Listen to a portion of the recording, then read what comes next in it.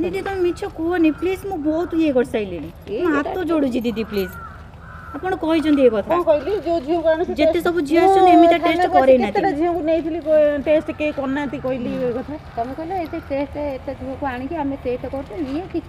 दरकार नाही तुम कहछ ना नाही मु कहली तुम भाई सुनंतु माने हम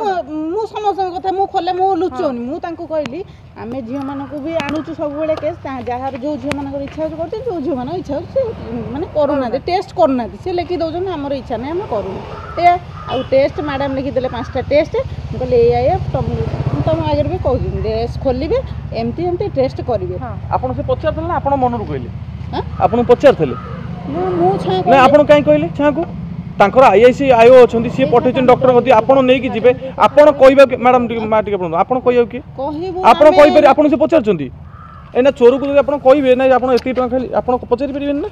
आपन कहि कहतले से कथाटा से कोन आपन पचारचंती फास्ट मैडम लिखले कहले 4टा रिपोर्ट होबे तापर मैडम पछा पदा बसी कि हमहु कहले एमती सेमती हाथ मरेबे टेस्ट हम जेतरा भी झियो नै कि आसीजु एमती टेस्ट करेनु तमे किंतु टेस्ट करैछ मैडम किंतु ए कथा तमे हां कोन भाई कोन भाई तुम कोचिन टेस्ट कराउनी से फास्ट लिखले टेस्ट एती केती होबो ताले पदा बसी एन बोले कथाटा करले कि डॉक्टर हाथ पुरेबे तुमको एमती करिवे आ तमे टेस्ट करनी एटी किस कोच